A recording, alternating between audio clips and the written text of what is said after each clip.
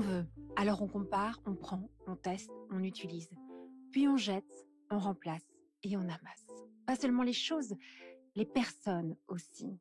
Nos relations amoureuses et sexuelles sont à l'image de la société de consommation dans laquelle nous avons grandi. Pourtant, nous voulons être aimés. Être aimés durablement, être aimés pour ce que nous sommes. C'est notre désir le plus profond. Alors pourquoi y renoncer puisque c'est possible de le réaliser? Je suis Thérèse, la cofondatrice de SEM, et vous écoutez Love Care, le podcast de l'amour durable. Il aime courir, dormir, manger et lire. Il aime sa famille, il aime ses amis. Il aime aussi apprendre à aimer ceux qu'il n'aime pas. Il aime la musique. Bonjour Angelo. Je suis ravie de te rencontrer dans un cadre tout à fait spécial pour ce podcast Love Care, puisque on est au Hoxton, un super hôtel. Moi, j'adore cet endroit, en plein cœur de Paris.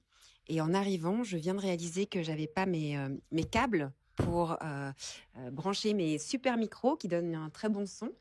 Et puis comme je suis tellement contente de te voir, je me dis je ne peux pas annuler cette interview. Je veux quand même la faire. Alors on s'est dit un truc, c'est qu'on va privilégier la qualité plutôt que la qualité de nos échanges plutôt que la qualité du son, voilà.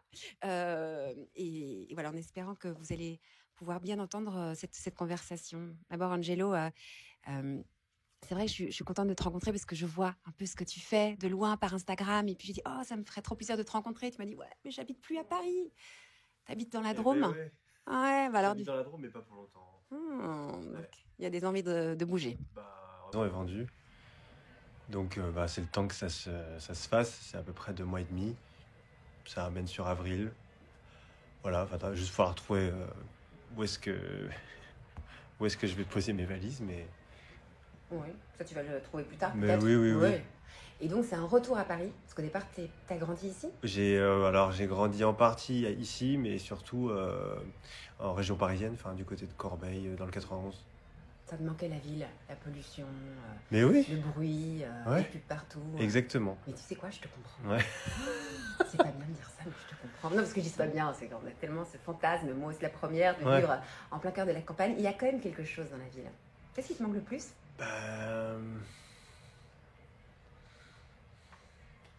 Je te disais tout à l'heure en off, les gens.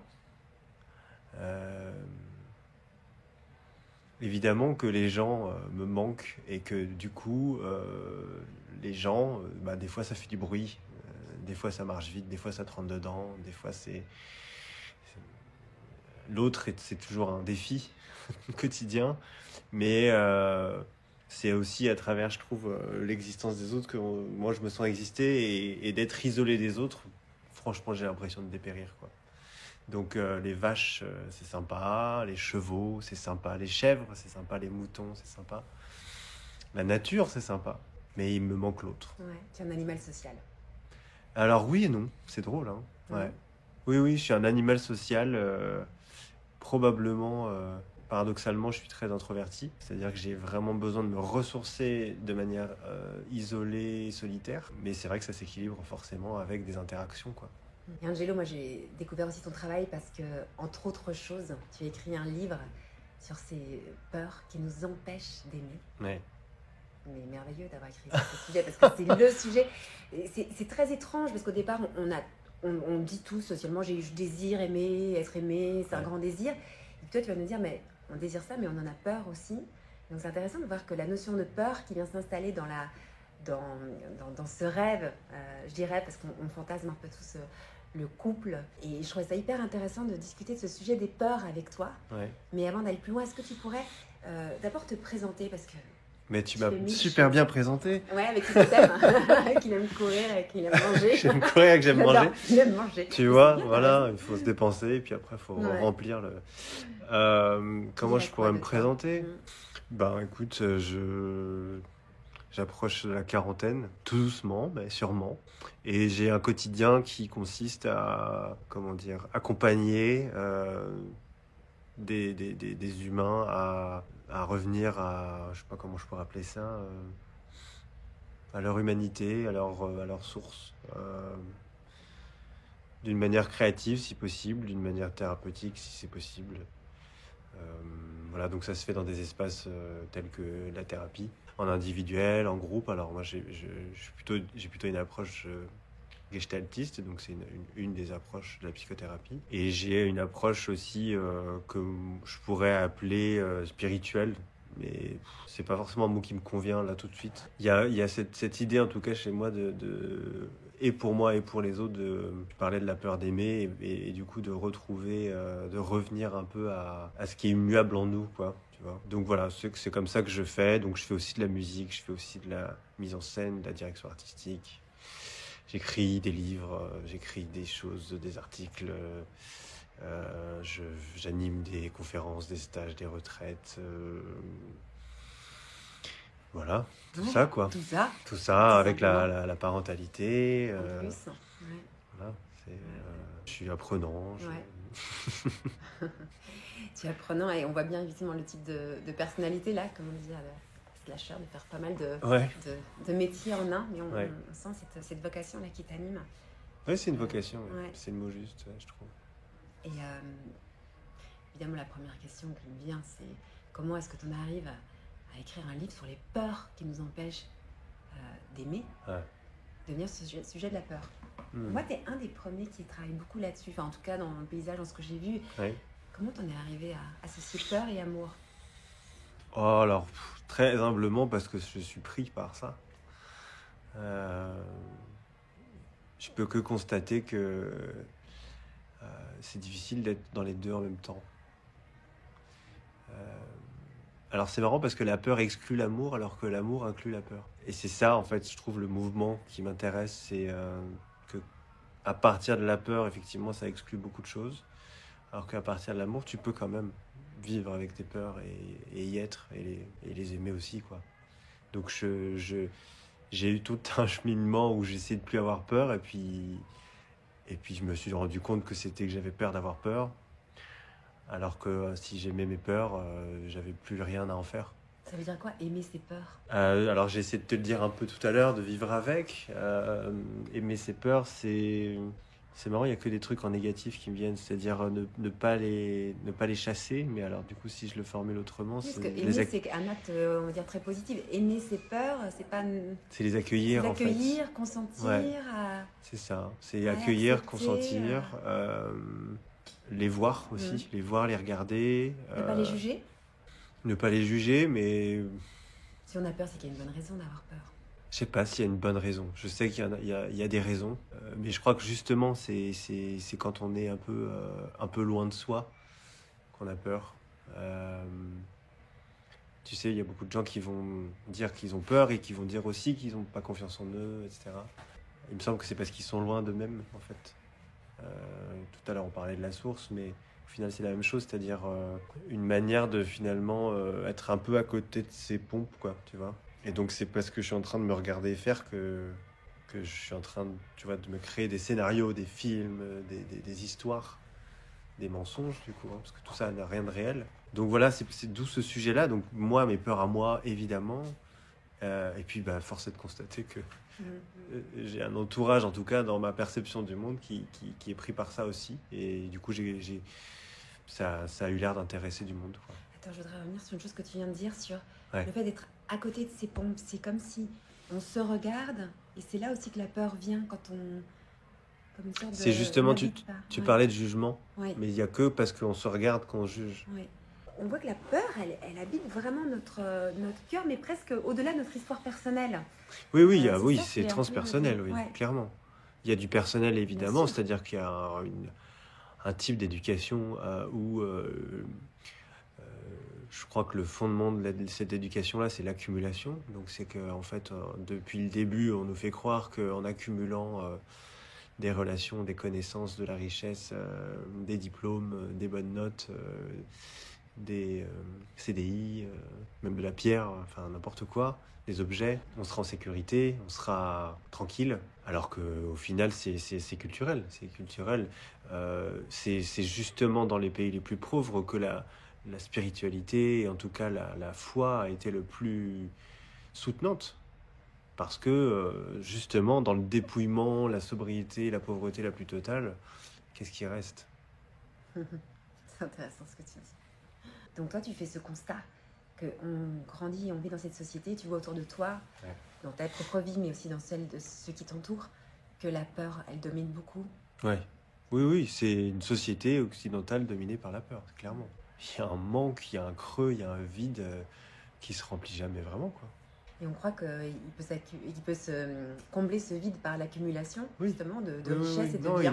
Il anesthésie. Ouais. L'accumulation, elle nourrit pas, elle remplit pas, elle anesthésie.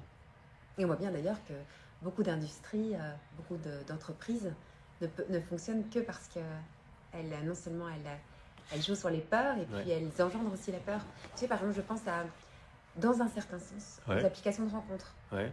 La peur de ne pas être aimé, de ne pas être désirable. Ouais.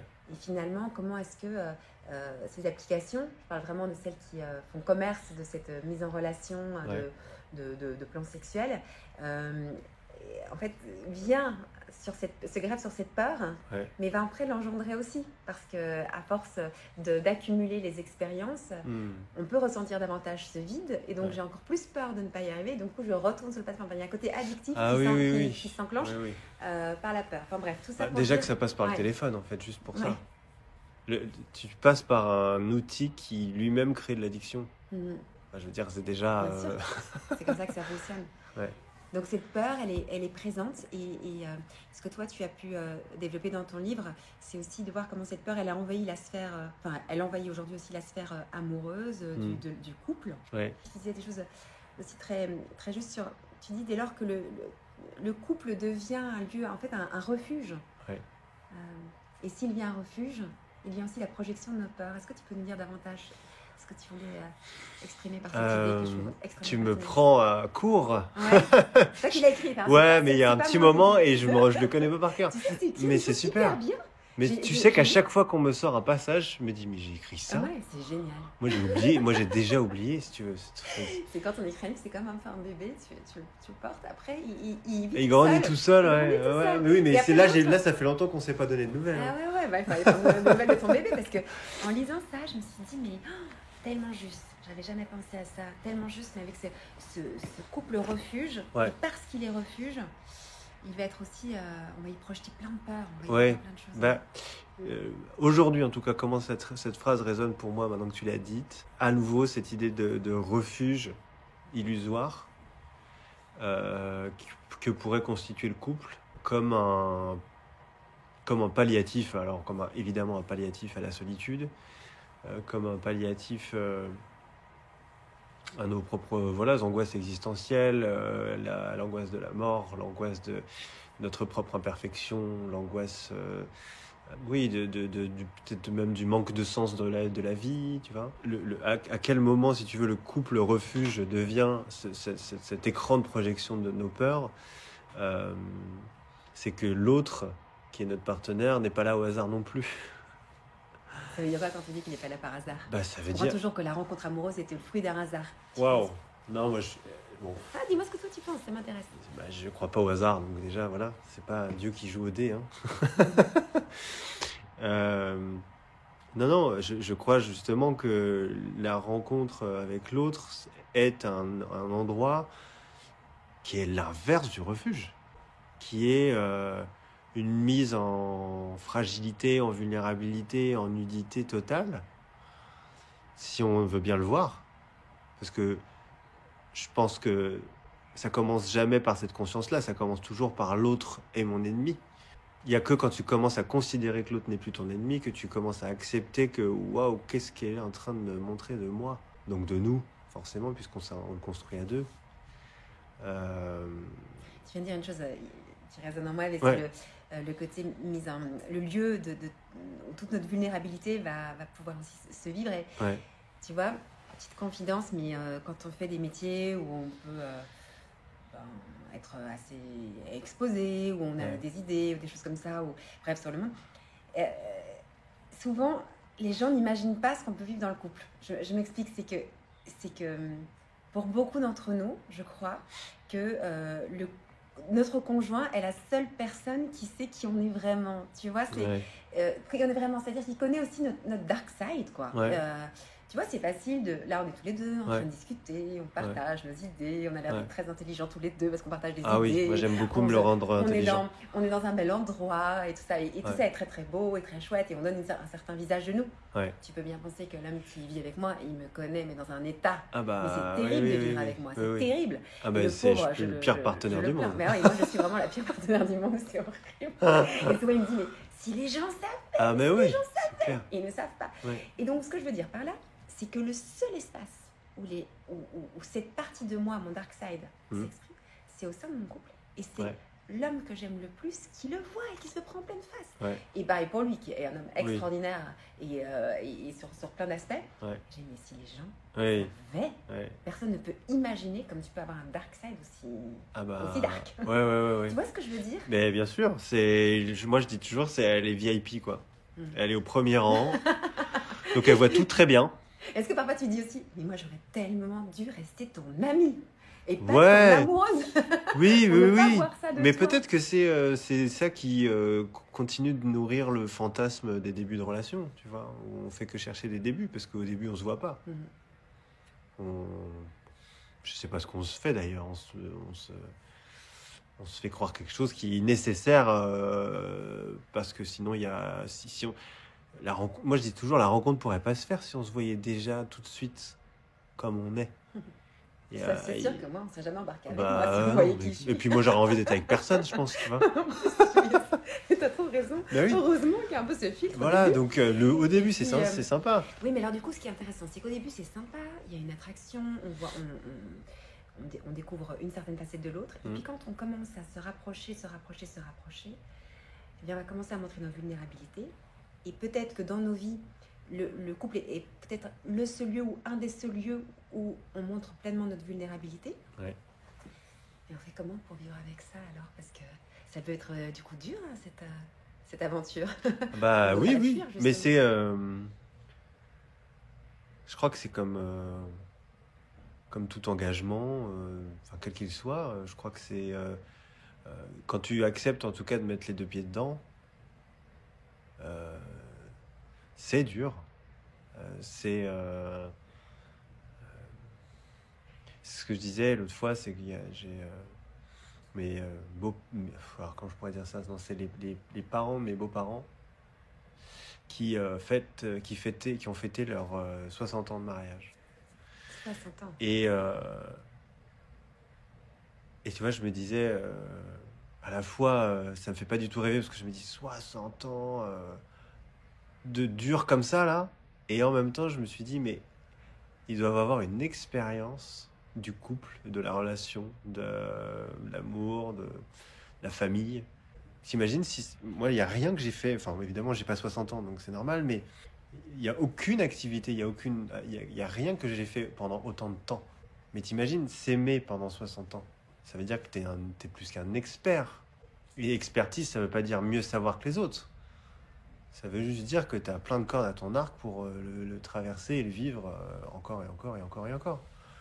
Et je suis pas un... Parce que je sais que il me semble que tu parles aussi beaucoup de ça, si tu veux, l'amour durable ou du couple durable, tu vois, qu'est-ce qui fait que ça dure, ou en tout cas, bon, voilà. Et sans être dans le côté durer pour durer, comme un Voilà, mais challenge. C'est ça. Mais comment durer dans le côté vivant, quoi. Ouais. Rester du côté des vivants. C'est ça. Tu vois. Et effectivement, des fois, tu vois que ça dure et tu te dis, mais peut-être peut-être que... Voilà, enfin, peut-être que ça aurait dû changer avant, ou voilà, enfin... Mais quoi qu'il en soit, ce que je veux dire, c'est que je suis pas quelqu'un, en tout cas, qui pense la qualité de la durée, la relation par rapport à la durée. Je me dis pas, bon, bah, si ça fait 60 ans, c'est que ça se passe bien, et comment vous... Parce que souvent, le réflexe va dire, mais quel est votre secret? Mais en fait, il n'y a pas de secret, c'est juste qu'il traverse tout ce qu'on est en train de dire, les peurs, le miroir, la vulnérabilité, les doutes,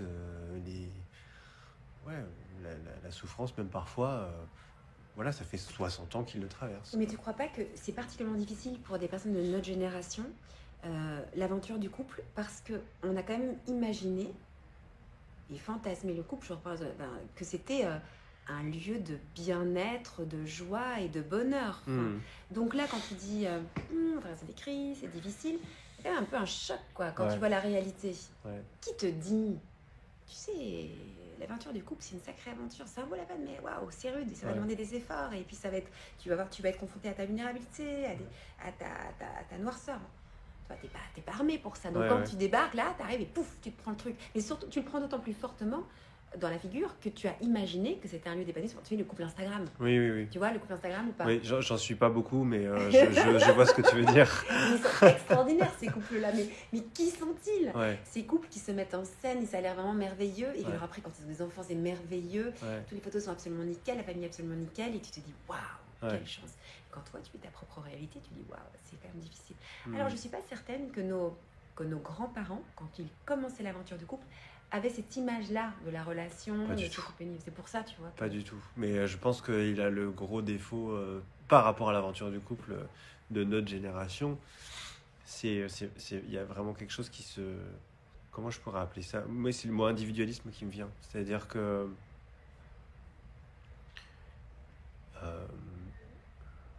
pour moi, la relation, le couple, pourquoi pas la famille aussi derrière, ce sont justement à la base des entités, institutions qui symboliquement sont plus grandes que l'individu. Le couple, si tu veux, c'est plus que moi ou toi.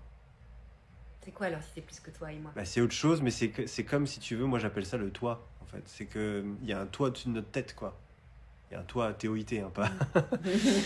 Et donc du coup, si tu veux, c'est toujours la question de est-ce que j'agis pour moi ou j'agis pour nous? Que tu mettes couple comme un toit, ou que tu mettes famille comme un toit, ou que tu mettes société comme un toit, ou que tu mettes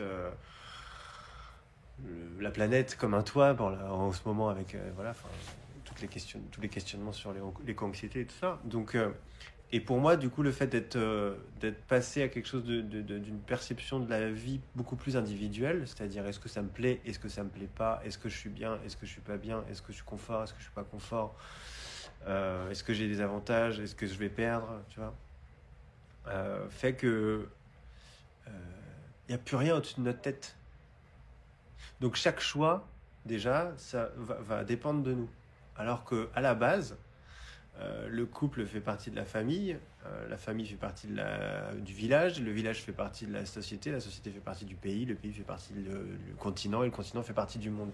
Donc on est quand même avec plein de toits au-dessus de notre tête qui nous sécurisent et qui nous portent, parce qu'il y a d'autres personnes que nous, quelque part, pour, si on se casse la gueule, prendre en charge, nous dire non, mais là, tu vois, avant, par exemple, il y avait beaucoup plus on se reposait beaucoup plus sur les aînés. Aujourd'hui, les aînés, c'est des boulets, tu vois. Et donc, du coup, à l'époque, peut-être qu'on pouvait plus facilement prendre un conseil de papy qui disait « Ah, mais tu sais, mon petit, la vie, c'est comme une boîte de chocolat, on sait jamais sur quoi on va tomber, j'en sais rien, tu vois. » Je dis ça au hasard, mais... Et « Ah, ok, merci, papy. » Et ça porte, tu vois, tu l'intériorises et tu te balades avec dans la vie et tu dis « Ok, il y a papy qui m'a dit ça, c'est que ça doit être important, ça compte pour moi. » Et du coup, ça me soutient. Aujourd'hui, vu que je pense plus qu'à moi, je suis à poil, tout seul, isolé des autres, sans toit au-dessus de ma tête, et avec en plus le choix, la pléthore de choix, qui fait que du coup, le moindre choix devient une espèce de renoncement à tout, devient une espèce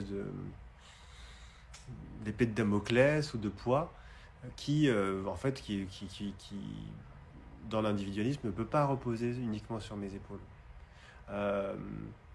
Avant, à l'époque, quand on se mettait en couple et qu'on ramenait quelqu'un, on se mariait avec, etc. Enfin, voilà, il y avait quelque chose de traditionnel. Bon, après, chacun fait ce qu'il veut à ce niveau-là, mais ce que je veux dire, c'est que ce qui était soutenant, c'était que la personne avec qui on est partenaire, quelque part, soit aussi validée par la famille, pas que validée par la famille, mais aussi validée par la famille, parce que ce sont des familles qui vont faire couple après. Ce sont des familles qui vont faire alliance. Ce sont des familles qui vont se rencontrer. Et le but de tout arbre généalogique, et de toute famille et de tout couple, c'est quand même que ça fasse des fruits derrière, quoi. Peu importe ce que c'est, on s'en fiche. Donc, si tu veux, le choix du partenaire, le choix de la mise en couple, le choix de la mise en relation était probablement plus difficile parce qu'il fallait que la famille accepte. Et d'ailleurs, il y a encore des personnes qui vont demander la main à leur future belle famille ou autre. Et je suis pas en train de dire que ça c'est mieux qu'autre chose, mais je suis juste en train de dire que si tu veux, t'es plus seul à prendre la décision. Parce que en fait, cette décision, l'individu, c'est une illusion. Tu fais jamais les choses pour toi. Il n'y a jamais que toi. Il y a toujours un impact sur l'autre, ne serait-ce que parce que tu te mets en couple.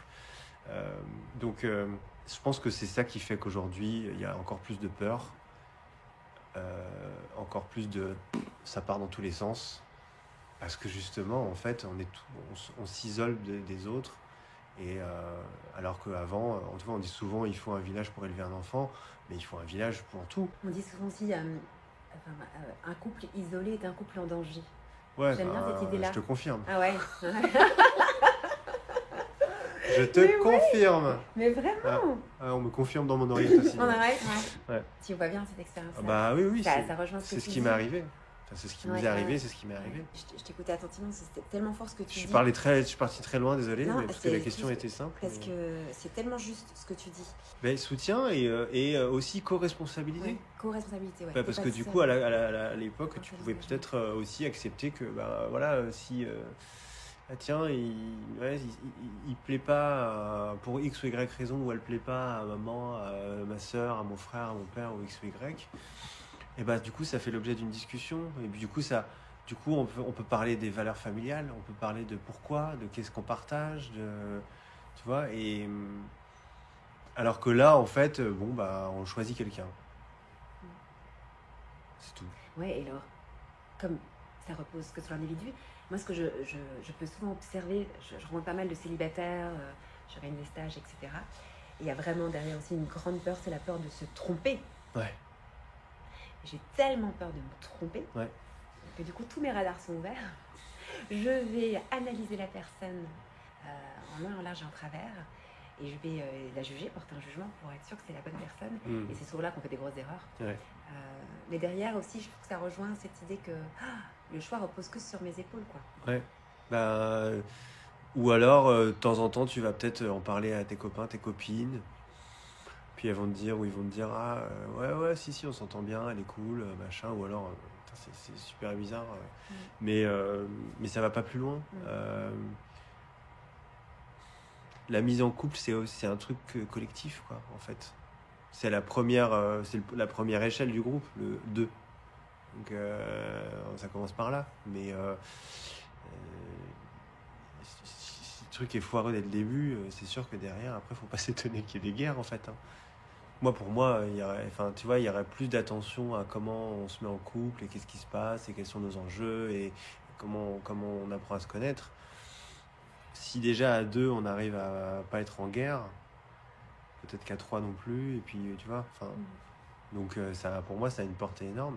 Et après, effectivement, la peur de se tromper, pour moi, elle est absolument liée à la fois ce qu'on est en train de dire de l'individualisme, c'est-à-dire du coup, vu qu'il n'y a plus que moi qui décide, c'est lourd pour moi de responsabilité. Mais la responsabilité, c'est aussi l'autre côté de la pièce de la liberté, c'est-à-dire qu'il n'y a pas de liberté sans responsabilité. Donc en fait, à partir du moment où je ne prends pas ma responsabilité, je ne suis pas libre, puisque je ne fais pas de choix. Et en plus de ça, pour moi, tu as parlé de est-ce que c'est la bonne personne ou pas, mais ça c'est pareil, c'est un concept, quoi. Exactement. Donc, un concept qui engendre beaucoup de peur, quoi. C'est-à-dire que oui, dès le départ, il y a un problème dans l'équation. C'est l'idée même qu'il y aurait une bonne personne. Ou une personne qui est faite pour nous. Mais si tu veux, il n'y a personne dans le monde, sur les 8 milliards d'individus, qui est né avec l'unique mission dans sa vie que d'être la bonne personne pour toi. Ce serait triste quand même. Ouais. Parce qu'elle ferait rien en attendant que tu arrives dans sa vie ou qu'elle arrive dans ta vie. T'imagines ? C'est terrible. Cette idée-là est assez terrible. Bah oui. Et puis tu peux vivre toute ta vie en essayant de trouver le ou la bonne. Ouais. Et c'est assez étrange comme concept. Et pourtant, il reste un petit peu. Mais tu vois, je voulais aussi rebondir par rapport à cet individualisme. On le voit aussi dans les séparations. C'est-à-dire qu'aujourd'hui, quand tu traverses une période difficile, on va souvent te dire, pense à toi. Ne prends pas de choix par rapport à tes enfants, ne prends pas des choix par rapport à d'autres. Pense à toi. Ouais. Il y a quelque chose de très juste par ce conseil qu'on peut donner, c'est-à-dire vraiment mets-toi à l'écoute de ton cœur, mets-toi à l'écoute de ce qui t'anime. Et je trouve ça important. Et en même temps, on ne peut pas sous-estimer que quand on a construit une relation avec quelqu'un, eh ben, on n'est pas tout seul. Et je pense qu'il y a quelque chose qu'on ne dit pas par rapport à la séparation. J'en ai fait moi-même l'épreuve et je me suis pris un peu un choc parce que j'étais pas, comment dire, je ne m'y attendais pas. C'est qu'en arrêtant une relation avec un homme, eh bien, j'ai eu des ruptures avec... non seulement avec mes enfants, parce que je les vois plus tout le temps, des ruptures avec ma belle famille, que j'aimais beaucoup, des ruptures avec beaucoup d'amis aussi, des ruptures avec des lieux que j'aime, des ruptures avec des activités que j'aimais faire. Et en fait, il y a toute une série de ruptures, même aussi avec des choses, enfin c'est bête, mais des choses matérielles, et c'est au moment où tu prends cette décision et quand tu la penses, tu penses que c'est qu'avec un homme ou qu'avec une femme. Non, en fait, il y a d'autres aspects. Donc ce que tu viens d'expliquer, tu as dit aussi, l'individualisme est une illusion. Oui. Et je trouve que voilà, c'est une illusion. Non, en fait, c'est pas pour ça qu'on va pas prendre la décision, hein, mais simplement de prendre conscience que c'est une illusion et du coup de se préparer à ça et arrêter de vivre dans le côté non, ça ne regarde que toi. Et si toi t'es bien, tout le monde sera bien. Mais non, c'est pas vrai. Enfin, voilà, ça va faire de la peine aux autres et on va vivre avec. Hein. Mais au lieu de arrêter de masquer cette réalité et voir que c'est une illusion. Oui, mais c'est ce qui me vient, c'est c'est l'idée de la séparation aussi, c'est-à-dire que la plupart des couples se séparent seuls, c'est-à-dire que il faut être deux pour se séparer, il faut se quitter mutuellement, c'est pas un qui quitte l'autre. Quand il y en a qu'un qui quitte l'autre, je peux te dire que le deuil se fait jamais. Et que les fantômes et toutes les alliances inconscientes et tout ce qui traîne de résidus de la relation, où tu te retrouves au final toujours un peu à trois dans le même lit, parce que tu as ton nouveau mec ou ta nouvelle nana, mais tu as aussi l'ex qui est encore là. Du coup, ça arrive beaucoup dans les couples qui se séparent et dans lesquels la séparation s'est faite uniquement d'un côté. Je me suis fait quitter, tu vois. Ça, c'est typiquement quelqu'un qui n'a pas quitté l'autre. Et donc, je trouve que c'est important que on n'oublie pas que quand on se met à deux, on choisit tous les deux. Quand on se quitte tous les deux aussi, quoi. Et pour le coup, ce qui est très difficile dans le fait de se quitter à deux, c'est que il y a beaucoup de couples qui savent pas pourquoi ils se quittent. Mais c'est-à-dire, à part ça va plus, à part tu peux faire la liste non exhaustive de toutes les merdes, tu vois, du quotidien qui vont plus, à part le fameux j'ai besoin de me retrouver, parce que c'est ça, hein, quand on dit que il faut que tu penses à toi, etc., c'est parce que derrière, à l'intérieur de toi, il y a le fameux j'ai besoin de me retrouver. Et en fait, la plupart des couples qui se séparent seuls, comme ça, c'est-à-dire non pas mutuellement, mais où il n'y a qu'un côté qui s'en va, moi j'ai l'impression que c'est quand même beaucoup de couples qui se séparent avec des points d'interrogation. Et ça va avoir quoi comme conséquence alors ?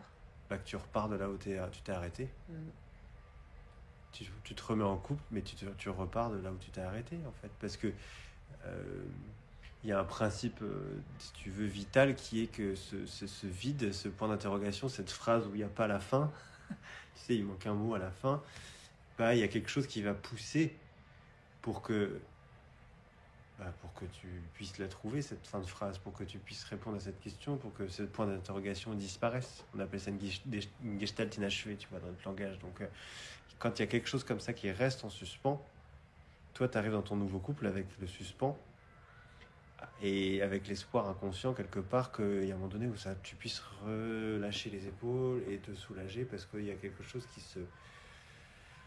résout quelque part. C'est ça que tu voulais dire quand tu disais tout à l'heure qu'on ne choisissait pas par hasard notre partenaire de vie. Bah non.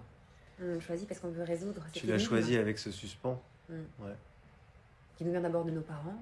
Qui vient de... Oula, qui vient de... Ouais, c'est toujours multifactoriel, ouais, mais bien sûr, ça peut être transgénérationnel, ça peut être familial, ça peut être l'ex, ça peut être plein de choses, ça peut être des traumatismes d'enfance.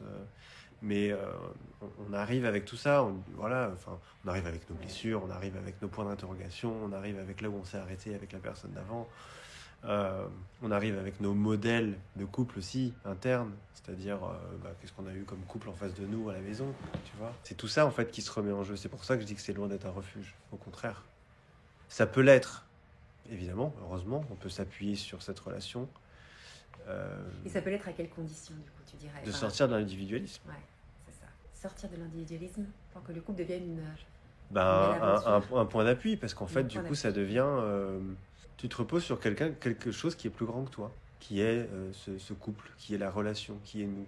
C'est, tu sais, cette phrase moi, que j'aime beaucoup, mais tout est plus grand que la somme des parties. Et en fait, c'est un peu ça, c'est-à-dire qu'un couple, une famille, une société, c'est plus que 1 plus 1 plus 1 plus 1 plus 1 plus 1 plus 1. C'est beaucoup plus large et beaucoup plus grand que ça. Alors, on est arrivé à cette idée de l'individualisme parce qu'on parlait des peurs, et toi, tu faisais vraiment ce lien.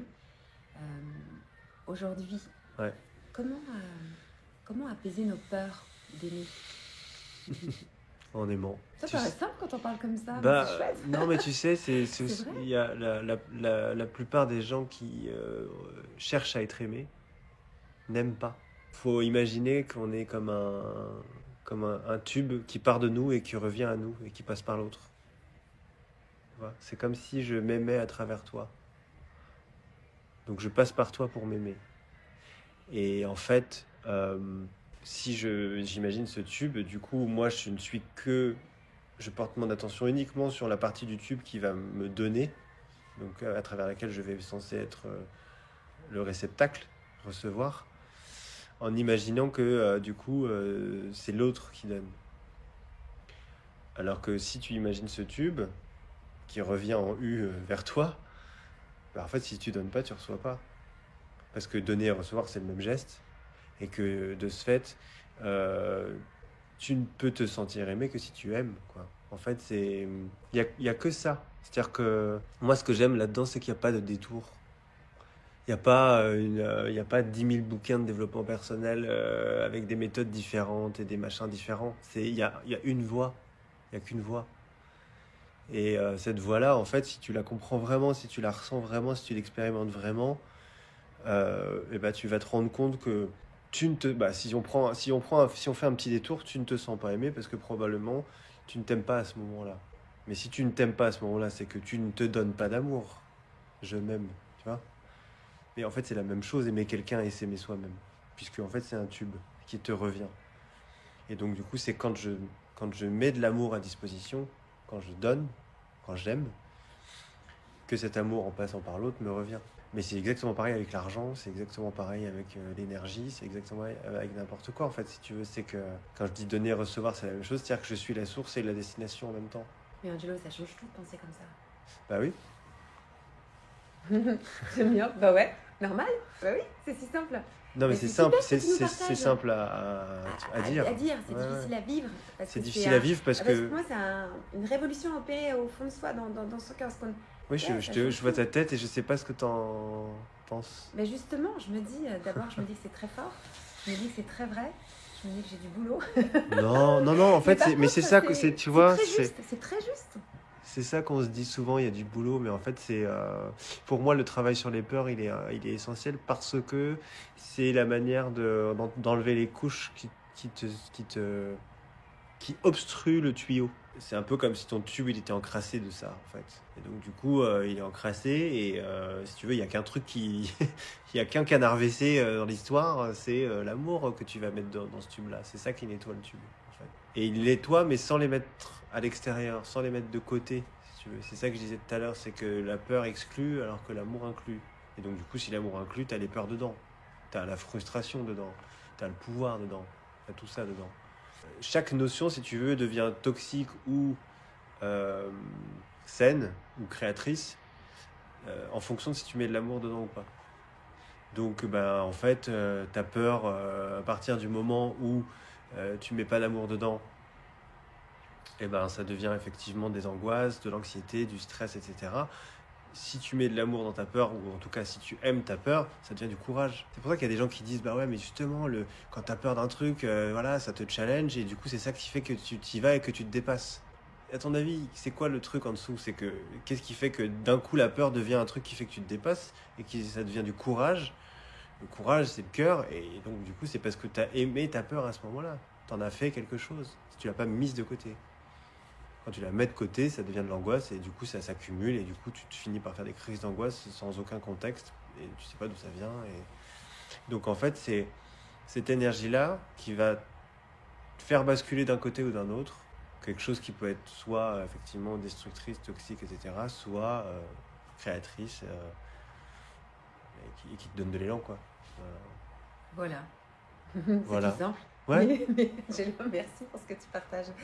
Parce que c'est marrant parce que tu dis les choses avec une grande simplicité et c'est tellement juste.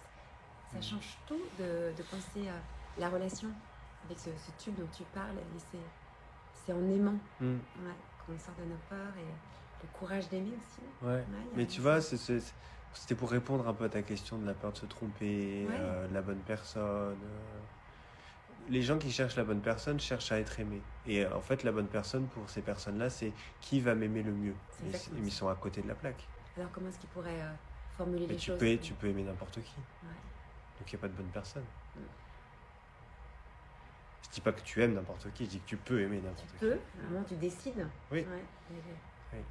Il y a beaucoup de gens qui pensent que l'amour c'est pareil, c'est un truc, tu sais, un peu, comme tu disais, qui arrive comme ça, un peu au hasard, un peu... qui pensent que l'amour c'est pas une action.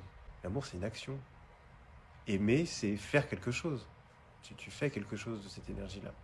Vis-à-vis de l'autre, ou vis-à-vis de toi-même, vis-à-vis d'une activité, n'importe quoi, d'un objet, peu importe, on s'en fiche. Donc quoi, le travail d'une vie, c'est de faire de la place au fond de soi pour c'est pour ça que je parlais du vide. C'est pour ça que je disais que c'était très important d'être vide et pas d'être comblé. Je comprends ce que tu veux dire. Parce que du coup, tu permets à l'autre d'aimer. Et en permettant à l'autre d'aimer, tu aimes. Et donc ton job à si toi, on est tous pleins, de faire de la place. Exactement. C'est pour ça qu'on travaille sur les peurs et qu'on fait un peu le vide de tout ça. On débouche. On débouche, on dépouille, on enlève les couches, quoi. Pour faire la place à cet amour. Ouais. Pour être soi-même un récipient capable d'accueillir ce qu'il y a autour de nous, quoi. Ça veut dire que... Vas-y, termine ce que tu veux dire, en fait. Non, vas-y. Non, mais parce que je suis en train de penser aussi à toutes les personnes qui peuvent accompagner qui sont célibataires, comme je disais tout à l'heure, qui se disent je veux trouver l'amour, mais finalement on peut retourner complètement les choses en se disant quelle place. C'est un travail de comment est-ce que tu fais de la place. Je parle avec les mains, vous voyez pas, mais dans ton cœur, pour que l'amour puisse, pour que tu puisses goûter à l'amour que les gens ont à te donner ou à recevoir l'amour. Il y a une question de aimer. Que la place pour recevoir l'amour. Moi, si tu veux, c'est déjà pour moi, il y a un bug dans le fait de le chercher à l'extérieur. Je pourrais dire ça comme ça. Je m'assure d'être vide et de rester vide pour être le récipient capable de recevoir tout l'amour qu'il y a autour de moi, en moi ou autour de moi, en donnant de l'amour, justement. Le paradoxe, c'est que tu donnes quelque chose pour t'en vider, pour que ça te revienne. Le miracle, c'est de donner quelque chose que tu n'as pas. Exactement. C'est ce que tu es en train de dire. Ouais. Mais tu sais que c'est souvent la résolution d'une thérapie. Hein. C'est-à-dire que la fin d'une thérapie ressemble souvent à un moment où le patient ou la patiente se met à faire quelque chose qu'elle n'a pas reçu elle-même. Se met à donner quelque chose qu'elle n'a pas eu elle-même. Et il se trouve qu'en le faisant, elle reçoit. Et si on s'arrêtait sur ça? C'est trop beau ce que tu partages. J'adore. On parlerait à des heures, hein, Angelo. Bah oui, mais alors voit qu'à boire et à manger, par contre. Tu sais que moi, j'aime manger. Bah oui, et tu aimes boire et courir aussi. Courir, mais bon, je courrai plus tard. Et que là, on est à côté donc d'un resto. On a très envie de prendre un petit verre. Angelo, juste, on va peut-être terminer là-dessus.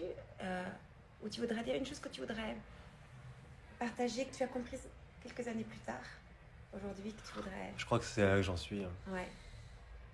En tout cas, dans ma réflexion, hein. Je pense que dans mes actes, il y a encore du taf. Et je suis sûre que si je te rencontre, je te revois encore dans quelques semaines ou quelques mois, tu me diras encore autre chose. Ah oui. T'avances, hein. Ouais. Ouais. Moi aussi, je suis pareil. C'est un peu particulier comme ça de se dire que les choses sont en mouvement, mais Ouais. c'est ça qui est passionnant. Tant Merci mieux. beaucoup. Ouais, Merci d'avoir merci à accepté toi. de faire cette interview avec nos iPhones. Mais c'est génial, Et, technologie. Et puis j'espère à bientôt, on va continuer à te suivre, Ouais. à la fois sur tes comptes Instagram, sur tes internet, sur ton site. Ouais. Mais, et puis ce livre, je vous encourage à le lire. Les Cool. peurs qui nous empêchent d'aimer. Bon, bah merci. Merci Angelo. Merci à toi. Merci. Si vous désirez l'amour durable, retrouvez toutes les propositions de SEM sur notre site internet sem.co et sur nos réseaux sociaux Instagram et Facebook. Si vous êtes un professionnel du Love Care, rejoignez la communauté SEM.